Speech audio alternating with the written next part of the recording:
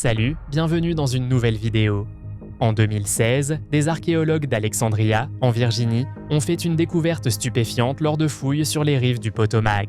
Ils ont mis au jour les vestiges d'un navire de guerre de l'époque de la guerre d'indépendance américaine, profondément enfoui dans la boue. Lors de travaux de construction d'un nouvel hôtel, des ouvriers ont soudainement découvert la proue du navire, ce qui a déclenché des fouilles de grande envergure. Près d'un tiers de la coque du navire, mesurant près de 15 mètres de long, a été mise au jour. Le plus remarquable était qu'aucun document historique ne mentionnait un tel navire. Les archéologues ont noté que la découverte d'un tel navire était considérée comme quasi impossible.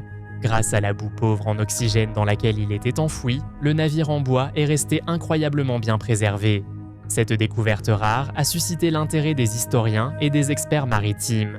Il s'agirait probablement d'un grand cargo ou d'un navire militaire. Un témoignage historique précieux qui offre de nouvelles perspectives sur la construction navale du XVIIIe siècle. Vous êtes nouveau sur la chaîne? N'hésitez pas à vous abonner, à cliquer sur la cloche pour activer les notifications et à laisser un pouce vers le haut pour nous soutenir. Selon Zecharia Sitchin, les Anunnaki venaient d'une planète appelée Nibiru qu'ils prétendaient située au-delà de Neptune. Les théories de Sitchin reposent sur son interprétation de textes anciens, notamment ceux de Sumer, de Babylone, d'Égypte et de Grèce. Il suggérait que ces textes n'étaient pas que des mythes, mais de véritables récits historiques d'événements impliquant les Anunnaki. L'une de ces théories est que les pyramides d'Égypte auraient été construites par les Anunnaki, qu'ils considéraient comme une civilisation extraterrestre. Il suggérait que les pyramides faisaient partie d'un spatioport conçu par les Anunnaki et qu'elles reliaient des lieux tels que Baalbek et le mont Ararat. Sa théorie postule que les Anunnaki sont arrivés sur Terre il y a environ 500 000 ans et y ont établi une base pour extraire de l'or après avoir découvert que la Terre était riche en ce métal précieux. Il pensait que les Anunnaki ont utilisé leurs technologies avancées pour construire non seulement les pyramides d'Égypte, mais aussi d'autres structures monumentales antiques. L'ancienne forteresse de Masada semble être un endroit à couper le souffle, perché sur les falaises du désert de Judée, surplombant la mer Morte. Mais derrière cette façade impressionnante se cache une sombre histoire d'horreur. La forteresse, construite à l'origine par Hérode le Grand, était autrefois un refuge pour le peuple juif lors de la grande révolte contre la domination romaine. En 73 après Jésus-Christ, alors que les Romains assiégeaient la forteresse, un groupe appelé les Sicarii prit le contrôle de Masada. Ils savaient qu'ils seraient finalement envahis par les Romains. En ce jour fatidique, sous la direction de Ben Yaïr, la plupart des défenseurs juifs firent un choix déchirant. Ils préférèrent mourir de leurs propres mains plutôt que de se rendre à l'esclavage romain. Seuls quelques femmes et enfants ont choisi de se cacher dans les citernes. Ces événements tragiques hantent depuis longtemps Masada. Pendant des siècles, la forteresse est restée abandonnée, témoin silencieux de la lutte et des sacrifices humains. Même lorsqu'au 5e siècle après Jésus-Christ, un groupe de moines appelé Yora s'installa à Masada, l'atmosphère de perte et de courage persistait dans les ruines silencieuses. Le Sphinx est la plus grande et la plus célèbre statue du monde, et aussi la plus ancienne. Il se trouve à proximité de 3 grandes pyramides, et de nombreuses incertitudes subsistent à son sujet. Il existe également de nombreuses théories sur sa création et sur l'usage qui en aurait été fait. Des salles encore inexplorées ont été découvertes sous le Sphinx. L'énorme statue mesure 73,5 mètres de long et 20 mètres de haut. Bien que la tête du Sphinx ait été fortement érodée par des milliers d'années d'érosion, des parties de la peinture d'origine sont encore visibles. On pense que le Sphinx était à l'origine peint en rouge foncé. D'après ce que j'ai pu découvrir, le gouvernement égyptien ne souhaite pas que d'autres fouilles soient effectuées. Le mystère reste donc entier quant à l'identité du constructeur, à sa fonction, au contenu des chambres et des tunnels situés sous le Sphinx, et certains prétendent même que le Sphinx est plus ancien que ce que les scientifiques affirment aujourd'hui. À la fin du 19e siècle, une vaste collection d'artefacts, aujourd'hui connue sous le nom de reliques du Michigan, a été découverte dans d'anciens tumulus funéraires à travers l'État du Michigan.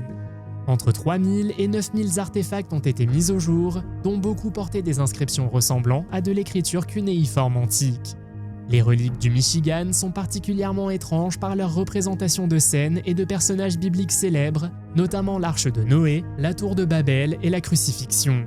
Fabriquées à partir de matériaux comme l'argile, l'ardoise, le cuivre et la pierre, les reliques combinent souvent plusieurs langues anciennes dans leurs gravures. L'une des découvertes les plus curieuses était une coupe en argile portant d'étranges symboles semblables à des hiéroglyphes égyptiens. D'autres tablettes montraient des divinités païennes vénérées aux côtés de personnages bibliques. Certaines inscriptions étaient écrites en boustrophédon, une écriture ancienne que l'on retrouve en hébreu et en arabe. Une tablette de calendrier affichait même des données astronomiques faisant référence à une éclipse solaire enregistrée en 342 après Jésus-Christ, supposément visible sur le site où la relique a été trouvée. Stonehenge, situé dans la plaine de Salisbury dans le Wiltshire en Angleterre, se trouve à 3 km à l'ouest d'Amesbury. Il est constitué d'un anneau de pierre de sarcène massive, mesurant chacune 4 mètres de haut, 2 mètres de large et pesant environ 25 tonnes. Ces pierres de sarcène sont surmontées de linteaux horizontaux, formant une structure unique et complexe. Le monument, aujourd'hui en ruine, est aligné avec le lever du soleil au solstice d'été et le coucher du soleil au solstice d'hiver. Stonehenge fait partie d'un vaste ensemble de monuments du néolithique et de l'âge du bronze, comprenant de nombreux tumulus.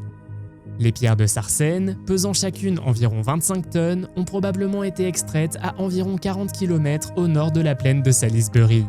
Les chercheurs pensent qu'elles étaient transportées à l'aide de traîneaux et de cordes. La construction de Stonehenge demeure un mystère et on ignore encore qui l'a construit. Cependant, on estime qu'il a fallu plus de 20 millions d'heures de travail pour le terminer. Comme vous le savez peut-être, l'Antarctique est l'endroit le plus froid de la planète, dont 97,6% est recouvert de glace. La température moyenne annuelle est d'environ -57 degrés Celsius, mais certaines zones peuvent atteindre -100 degrés Celsius en hiver. On en a donc conclu que presque aucune forme de vie ne peut résister au climat du continent. Mais depuis peu, les scientifiques ne sont plus d'accord, car ils ont prélevé des échantillons d'ADN dans la glace de plusieurs lacs de l'Antarctique. L'un des lacs les plus grands et les plus profonds est le lac Vostok, qui se trouve sous une couche de glace de plus de 4 km d'épaisseur. Ils y ont trouvé de l'ADN de micro-organismes, mais d'autres données indiquent que des poissons, et même des poissons plus gros, pourraient également vivre dans les eaux glacées. En 1888, Londres fut secouée par un horrible mystère de meurtre, toujours non résolu à ce jour, le mystère de Whitehall. Le 11 septembre, un bras et une épaule droits humains furent retrouvés sur les rives de la Tamise, à Pimlico. Quelques semaines plus tard, le 2 octobre, des ouvriers du bâtiment découvrirent le torse d'une femme dans le sous-sol de ce qui allait devenir le siège de la police métropolitaine. Puis, le 17 octobre, un autre membre du corps fut retrouvé. Une jambe gauche sectionnée au-dessus du genou, enterrée près du chantier et dégagée grâce à l'aide d'un journaliste et d'un chien pisteur. L'identité de la victime ne fut jamais confirmée. Les enquêteurs déterminèrent qu'il s'agissait d'une femme d'environ 24 ans, solidement bâtie, bien nourrie et mesurant environ 1,73 m. Bien que la chronologie des faits coïncida avec celle des tristement célèbres meurtres de Jack l'Éventreur, les autorités de l'époque exclurent tout lien direct entre les victimes. La tablette du dieu Soleil, aussi connue sous le nom de tablette de Shamash, est une stèle antique découverte en 1881 dans la ville de Sippar, dans le sud de l'Irak. Au sommet de la façade, un bas-relief représente Shamash, le dieu Soleil, sous les symboles du soleil, de la lune et de l'étoile. Shamash est représenté coiffé d'une coiffe à cornes et tenant un bâton avec un anneau dans sa main droite. Il est remarquable que Shamash, assis sur son splendide trône, soit plus grand que les autres personnages de la tablette. La tablette contient également une inscription relatant la restauration du temple du soleil à Sippar par le roi Nabu Apla-iddina. Elle décrit comment le temple et le temple des Babars de Shamash étaient tombés en ruine après la perte de la statue du dieu. Ce qui rend cette tablette mystérieuse est l'idée que le dieu soleil Shamash possédait des pouvoirs et un savoir supérieur, tandis que les personnages plus petits représentent des personnages subalternes et humains. En janvier 1877, alors que le froid traversait l'air, le révérend Jacob Gass a vécu une véritable aventure à la ferme Cook, dans le sud-ouest de Davenport. Là, profondément enfoui dans un tumulus, il tomba sur quelque chose d'extraordinaire, 2 tablettes d'ardoise lisse. L'une représentait des scènes de crémation et de chasse, tandis que l'autre ressemblait à une sorte de calendrier. Les membres de l'Académie des sciences de Davenport ont réagi à cette découverte avec beaucoup d'enthousiasme. Ils pensaient que ces tablettes pourraient être la preuve d'une ancienne civilisation, celle des bâtisseurs de monticules d'Amérique du Nord. Si ces tablettes s'avéraient authentiques, cela signifierait que les monticules indiens ont en réalité été construits par une civilisation très ancienne. Un autre monticule à proximité a livré une tablette de calcaire sur laquelle se trouvait une figure peinte en rouge. Cela ressemblait à une personne avec un arc, assise au sommet d'une icône solaire. Au-dessus de lui flottaient même 2 tuyaux en forme d'oiseau, et alors qu'ils continuaient à creuser, ils tombèrent sur 2 tuyaux d'éléphants ressemblant à des mammouths laineux ou à des mastodontes. Outre les tablettes, les monticules étaient remplis d'autres objets sympas, comme des squelettes humains, des haches en cuivre et des perles de cuivre. Numéro 1. Le manuscrit de Voynich est l'un des documents les plus mystérieux de tous les temps. Il a été écrit au XVe siècle par un auteur inconnu dans une langue ou un code inconnu, et il n'est toujours pas déchiffré aujourd'hui. Il a été trouvé en 1912 par un homme nommé Wilfrid M. Voynich. Le manuscrit, qui porte son nom, a été déchiffré par de nombreux cryptographes et décrypteurs professionnels, mais aucun d'entre eux n'a réussi à en déchiffrer ne serait-ce qu'un seul mot. Il se compose de 240 pages écrites dans une sorte de langage crypté. Selon certaines théories, il s'agirait d'un ensemble de lettres et de caractères dépourvus de sens. Le manuscrit représente également des symboles étranges, des animaux et des plantes qui n'existent pas aujourd'hui. Le manuscrit Voynich reste donc incompris et constitue l'une des plus grandes énigmes de la planète. Dans la cour d'une mosquée historique près du complexe Qutb Minar, dans le nord de l'Inde, se dresse un extraordinaire pilier de fer datant d'environ 400 après Jésus-Christ.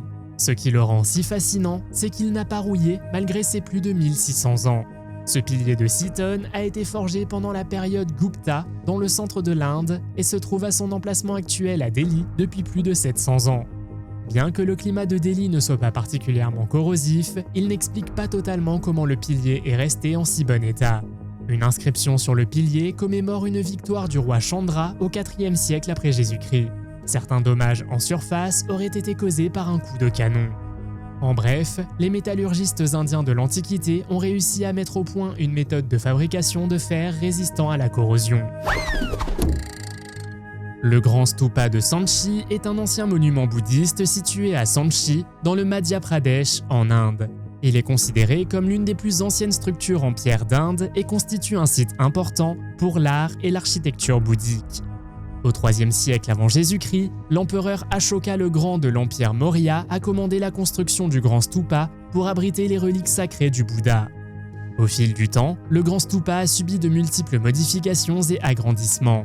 La structure actuelle est le résultat d'un agrandissement de la dynastie Sunga et on pense qu'elle a atteint sa taille actuelle pendant la période Gupta au 5e siècle après Jésus-Christ. Le grand stupa est entouré de 4 portes finement sculptées, appelées Torana, considérées comme le summum de la sculpture Sanchi. Ces portes représentent des scènes de la vie du Bouddha, des récits de Jataka et des symboles de bon augure. Les piliers Ashokan du temple pèsent plus de 50 tonnes et ont été transportés depuis Mirzapur dans l'Uttar Pradesh sur une distance de plus de 800 km. Jackson Pollock était un célèbre peintre américain qui a été acclamé dans les années 1940 et 1950 pour ses techniques de peinture uniques telles que la technique de la goutte et l'action painting. Un jour, l'une de ses peintures perdues a été retrouvée dans le garage d'un vieil homme à Scottsdale, une ville de l'État américain de l'Arizona. Le tableau appartenait en fait à sa demi-sœur, décédée des années auparavant. Le vieil homme a dû déménager dans une maison de retraite. Un évaluateur professionnel est alors venu inspecter sa collection et a trouvé un poster signé de l'équipe de basketball des Lakers de Los Angeles. Cette affiche valait environ 300 $, mais en regardant plus loin, il a trouvé un tableau qui a attiré son attention. L'examen du tableau a révélé qu'il pouvait être vendu aux enchères pour la somme choquante de 10 à 15 millions de dollars. Une découverte incroyable. En 2023, une découverte archéologique stupéfiante a été faite à Thessalonique, en Grèce, lors de la construction du nouveau métro, une voie romaine parfaitement préservée. Lors de la construction des stations Venizelos et Hagia Sophia, plus de 130 000 objets datant de différentes époques ont été mis au jour. Mais la découverte la plus extraordinaire concernait une partie du Decumanus Maximus, la principale voie de communication est-ouest de l'époque romaine. Cette voie pavée de marbre se trouvait à 5 mètres sous l'actuelle rue Egnatia, qui suit elle-même l'ancienne Via Egnatia entre Rome et Byzance. Les pierres portaient même des jeux de société sculptés, probablement fabriqués par des enfants qui y jouaient il y a des siècles. De profondes rainures laissées par d'anciennes roues de chariots étaient encore visibles. Plus impressionnant encore, les archéologues ont découvert une voie grecque encore plus ancienne sous la voie romaine, témoin de milliers d'années de développement urbain. Aujourd'hui, la station Vénizelou est la première station de métro au monde à présenter un site archéologique ouvert, directement visible par les passagers. L'arbre de vie assyrien est un symbole présent dans l'art mésopotamien antique et associé aux Anunnaki. On le retrouve sur les reliefs des palais, souvent représentés avec des nœuds fleuris entourés de vignes entrelacées. L'arbre de vie assyrien est un symbole religieux important, fréquemment représenté avec des esprits ailés humains ou à tête d'aigle et le roi qui le soignait. Ce symbole représentait l'autorité et la prospérité et était brodé sur les vêtements royaux. On pense également qu'il est lié aux Anunnaki, car il apparaît souvent dans des scènes mettant en scène des esprits ailés ou le roi. Les représentations détaillées et précises de l'arbre et de son interaction avec les dieux témoignent du transfert d'une sagesse avancée des Anunnaki à l'humanité. Des siècles se sont écoulés depuis que des scientifiques ont fait une découverte intrigante près de Rome, le premier squelette antique d'une personne atteinte de gigantisme. Cependant, les archéologues affirment avoir trouvé des squelettes humains en Pennsylvanie, mesurant environ 2 mètres de haut, avec des cornes sur le crâne. Ces squelettes ont été découverts lors de fouilles archéologiques massives à Saïr, dans le comté de Bradford, dans les années 1880. Ils semblaient être des humains normaux, à l'exception de ces 2 cornes dépassant de 2,5 cm au-dessus de leurs sourcils. Mais voici le rebondissement de l'intrigue. Par la suite, les restes ont été volés à l'American Investigating Museum de Philadelphie et n'ont pas été revus depuis. Mais même si certaines personnes atteignent naturellement des tailles énormes, ces anciens squelettes étaient apparemment gigantistes. Il s'agit d'une maladie génétique qui provoque une croissance excessive, souvent due à une trop grande quantité d'hormones de croissance. Mais des cimetières de crânes à cornes, c'est assez mystérieux. Les Moai sont de grandes statues de pierre situées sur l'île de Pâques dans l'océan Pacifique et dont on pense qu'elles ont été fabriquées à partir du XIe siècle. Il y a environ 1000 statues sur cette île. La plupart d'entre elles tournent le dos à la mer. Cependant, 7 d'entre elles surplombent la mer. Les statues Moai sont gigantesques, avec une moyenne de 10 mètres et sont extrêmement lourdes. La plus grande mesure 21 mètres et pèse environ 244 000 kg. Toutes les statues sont monolithiques et ont été créées à partir de roches volcaniques trouvées près du cratère volcanique Rano Raraku. La question est de savoir comment ils ont transporté certaines des statues à 18 km de là il y a des milliers d'années. Certaines théories suggèrent qu'ils ont utilisé des traîneaux en bois et des cordes pour déplacer les statues, tandis que d'autres affirment que cela ne peut pas être le cas et que des ovnis extraterrestres ont aidé à transporter les statues. En mai 2012, une découverte a été faite indiquant que les têtes des Moai auraient également des corps. Alors que le béton moderne a tendance à se dégrader avec le temps, de nombreuses structures romaines antiques, comme le Panthéon, les aqueducs et les digues, ont duré plus de 2000 ans. Le secret réside dans leur mélange unique d'ingrédients et dans leur utilisation. Connu sous le nom d'opus caementitium, le béton romain était fabriqué à partir de cendres volcaniques, de chaux et d'eau de mer. Cette combinaison créait une réaction chimique rare qui rendait le matériau incroyablement durable. Plus impressionnant encore, le béton romain pouvait prendre sous l'eau. Les cendres volcaniques réagissent avec la chaux pour produire un minéral rare qui prévient les fissures et se renforce au fil du temps, notamment lorsqu'il est exposé à l'eau de mer. En fait, le béton romain possède des propriétés autoréparatrices. Lorsque des fissures se forment, les minéraux réagissent avec l'eau et contribuent à combler les vides, renforçant ainsi la structure. Ce n'est que récemment que les scientifiques modernes ont commencé à comprendre l'ingéniosité de cette technologie ancienne, suscitant l'intérêt pour son application à la construction future. Agar Kim est un complexe de temples mégalithiques et l'une des plus anciennes structures du monde, située sur l'île méditerranéenne de Malte. Le complexe mégalithique est situé à la limite sud de Malte, sur une crête de calcaire tendre à globigérine. Ce type de calcaire est la deuxième roche la plus ancienne de l'île et couvre environ 70% du territoire maltais. L'un des plus grands mégalithes découverts à Malte se trouve à Agar Kim. Ce bloc de pierre unique mesure 6,4 mètres de long et pèse environ 20 tonnes, ce qui en fait le plus grand mégalithe unique des îles Maltaises. On pense que le complexe du temple remonte à la période Gantiya, estimée entre 3600 et 3200 avant Jésus-Christ. La disposition architecturale de ces temples suggère que les déplacements et la participation aux rituels étaient restreints, certaines chambres n'étant accessibles qu'à certains groupes sociaux. Les techniques exactes utilisées par les constructeurs de Agarkim pour transporter ces mégalithes massifs restent sujettes à caution. Cependant, il est suggéré que des pierres sphériques trouvées sur divers sites de temples auraient pu servir de mécanisme de roulement pour déplacer les grosses pierres. Deux hommes originaires de la région subsaharienne du sud de l'Afrique cherchaient désespérément à atteindre l'Europe et étaient prêts à faire n'importe quoi pour y parvenir. Ils s'étaient cachés dans quelques matelas afin de passer la frontière. Les matelas ont été placés dans une camionnette et dès que les gardes-frontières ont dit au conducteur que sa cargaison devait être inspectée, il a décidé de partir rapidement.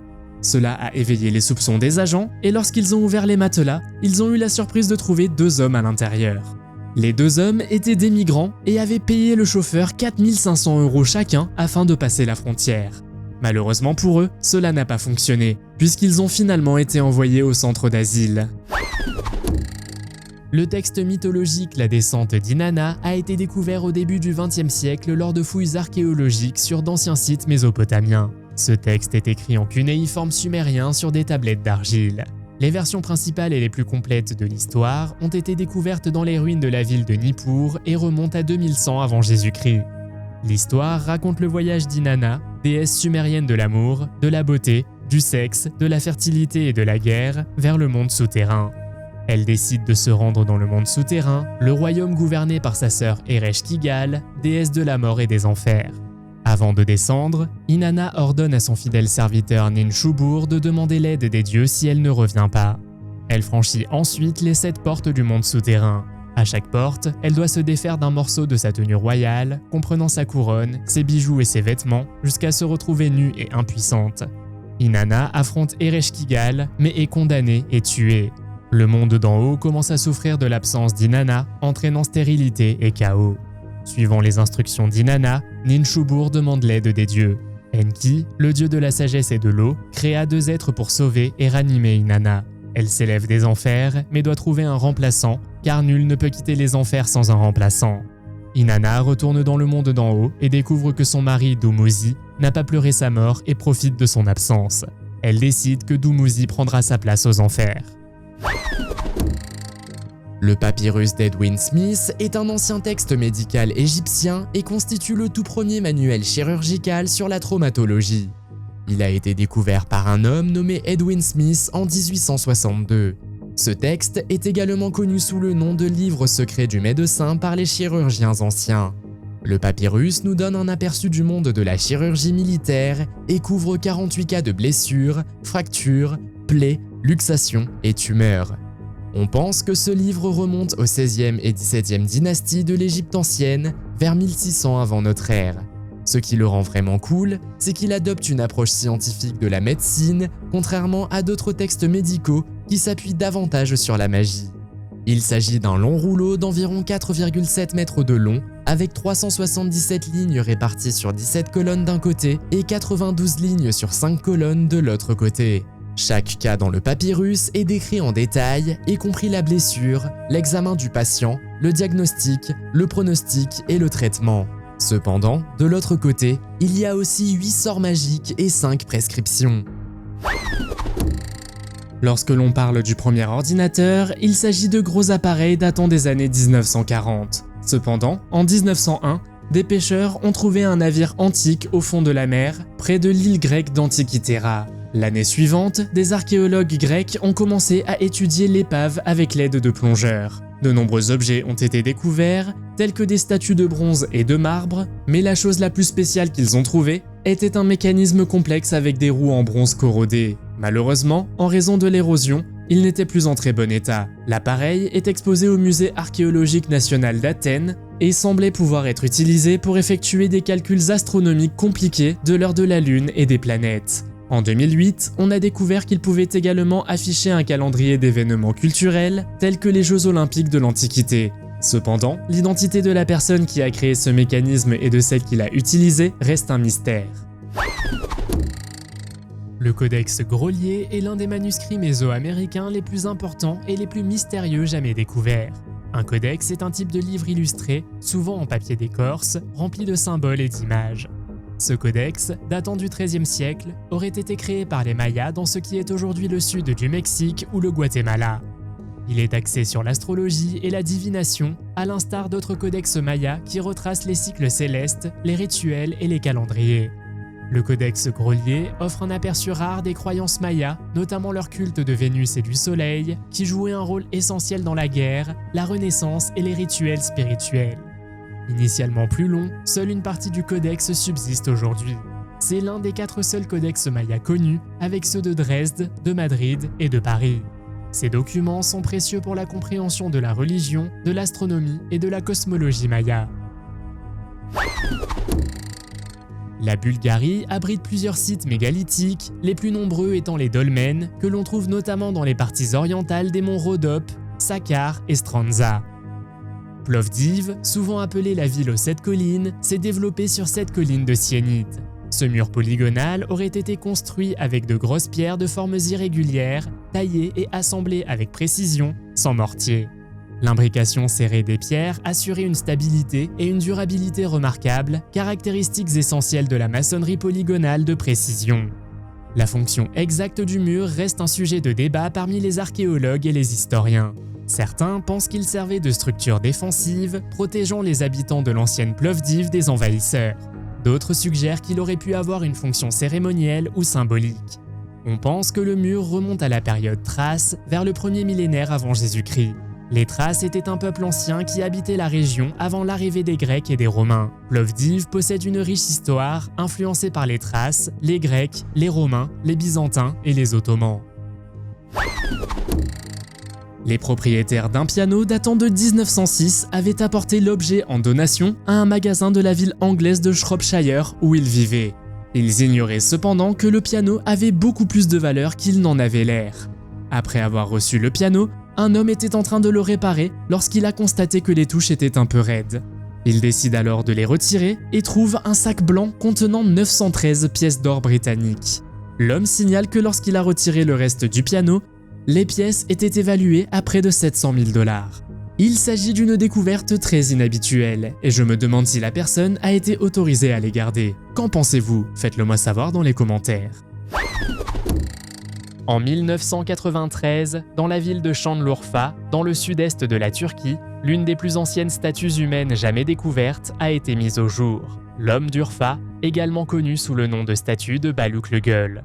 Cette figure grandeur nature, sculptée dans du grès, mesure près de 1,80 m et date d'environ 9000 avant Jésus-Christ, du néolithique pré-céramique. La statue représente un personnage humain aux yeux profondément enfoncés, initialement incrusté d'obsidienne, mais remarquablement dépourvu de bouche. L'absence de bouche continue de fasciner les chercheurs aujourd'hui encore. Les mains de la statue sont croisées sur son aine et un collier en forme de V est gravé sur sa poitrine. La partie inférieure se termine par un socle en forme de bloc, probablement destiné à ancrer la statue dans le sol. L'homme d'Urfa est antérieur à d'autres statues connues, comme celle d'Aïn Ghazal en Jordanie, et a été découvert dans le même contexte culturel que le site mondialement connu de Göbekli Tepe. Cela rend cette statue extrêmement précieuse pour la compréhension des premiers établissements humains et des pratiques spirituelles. La carte du monde babylonienne, également connue sous le nom d'Imago Mundi, est une ancienne tablette d'argile datant du 6e ou 7e siècle avant Jésus-Christ. C'est l'une des plus anciennes cartes du monde. Elle est centrée sur l'Euphrate, avec la ville de Babylone indiquée en haut. La carte représente le monde comme un disque entouré d'un anneau d'eau appelé rivière amère ou océan. La tablette présente une représentation schématique du monde connu à cette époque, avec différentes régions et lieux identifiés. Bien que la carte du monde babylonienne ne soit pas une représentation géographique précise, elle offre une représentation symbolique et mythologique du monde tel que le voyaient les Babyloniens. Il est important de noter que la carte du monde babylonienne est un artefact fragmentaire, dont certaines parties de la tablette sont manquantes ou endommagées. La carte inclut divers lieux mythologiques, comme le pays des morts et d'autres régions fantastiques situées hors du monde connu. Ces zones sont souvent représentées par des formes triangulaires le long de la carte. La carte est accompagnée d'un texte descriptif expliquant les régions et les lieux mythologiques. Ce texte fait référence à des créatures et des dieux légendaires, en accord avec les récits des Anunnaki qui, selon la mythologie, habitaient à la fois les royaumes terrestres et divins. Le docteur Heinrich Kusch, un archéologue allemand, a révélé quelque chose d'intéressant sur les temps anciens. Il prétend que les gens de l'âge de pierre antique ont construit un monde souterrain secret. C'est comme un réseau routier ultra secret qui s'étend de l'Écosse à la Turquie. Ces tunnels ont plus de 12 000 ans et ont été découverts sous d'anciens villages à travers l'Europe. En Allemagne, ils ont trouvé 700 mètres de ce monde souterrain et en Autriche, même 350 mètres. De plus, il existe des milliers de tunnels de ce type en Europe, de la froide Écosse à la chaude mer Méditerranée. Ils sont étroits, comme de grands trous de verre, mais à l'intérieur, ils contiennent des chambres, des espaces de stockage et même des endroits pour se détendre. Cependant, les experts ne savent toujours pas exactement pourquoi ces tunnels existent. Certains pensent qu'ils offraient une protection contre des bêtes effrayantes, tandis que d'autres pensent qu'il s'agissait d'anciennes autoroutes. Ce qui est très intriguant, c'est qu'ils ont même trouvé des inscriptions parlant de portes vers les enfers. En 1974, une découverte archéologique d'environ 8000 figurines en terre cuite a été faite. Elles étaient destinées à protéger le premier empereur dans l'au-delà. Les figurines ont été découvertes par des fermiers locaux dans le comté de Lintong, juste à l'extérieur de la ville de Xi'an en Chine. Les figurines sont toutes uniques et leur taille varie en fonction de leur rôle, les plus grandes étant celles des généraux.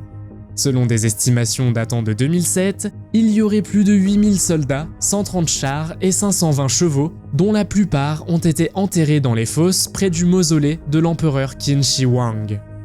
Toutefois, le mausolée de l'empereur n'a toujours pas été ouvert. L'armée de terre cuite n'est qu'une partie de ce qui y est enterré. On pense qu'il s'agit d'un palais souterrain copié sur le véritable royaume et qu'il a fallu plus de 720 000 personnes afin de le construire. Il est difficile d'estimer quels autres innombrables trésors y sont cachés.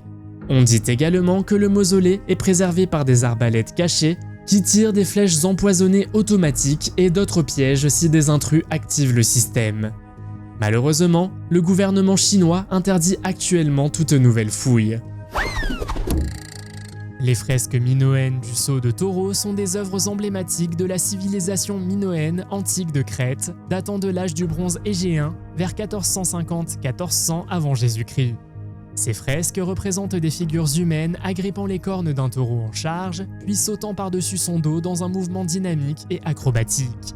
La signification exacte de ce rituel ou de cette pratique cérémonielle reste un mystère.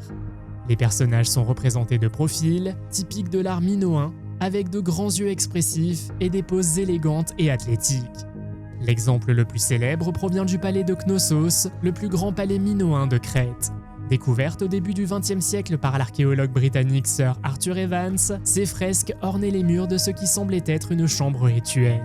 La fresque de Knossos est particulièrement frappante, avec ses multiples personnages en plein vol effectuant des cascades sur des taureaux, accrochés à leurs cornes dans une démonstration spectaculaire de mouvement et d'énergie. Le grand sphinx de Gizeh est une statue colossale et emblématique en calcaire située sur le plateau de Gizeh, en Égypte. Cette créature mythique, à tête humaine et corps de lion, est orientée plein ouest.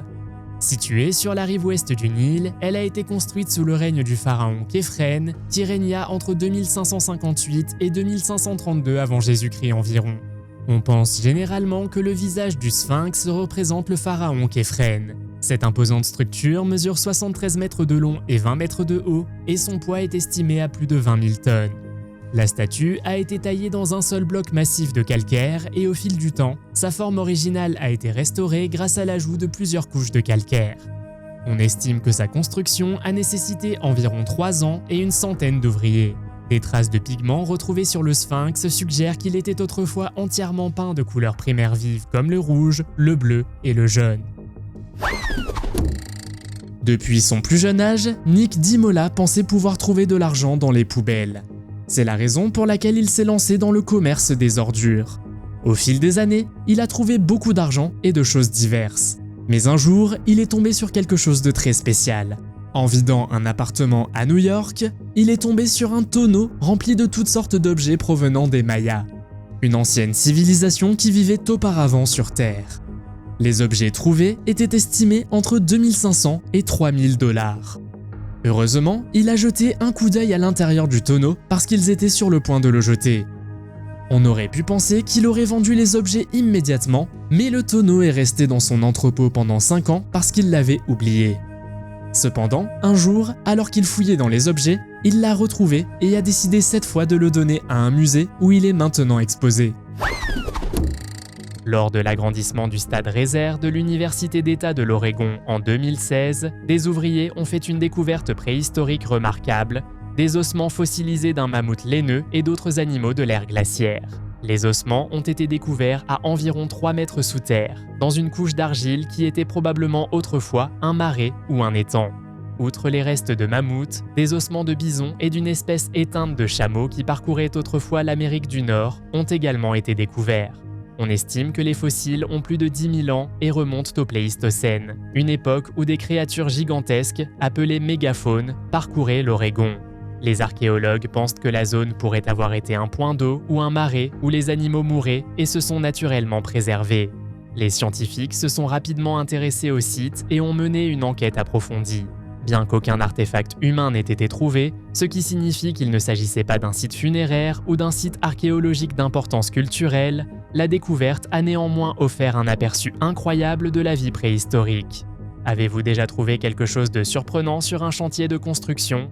Faites-le moi savoir dans les commentaires. Si vous avez aimé cette vidéo, mettez un pouce en l'air. Si vous voulez voir d'autres vidéos que nous avons réalisées, cliquez sur l'une d'entre elles à l'écran ou jetez un coup d'œil à la chaîne. Merci d'avoir regardé et à la prochaine.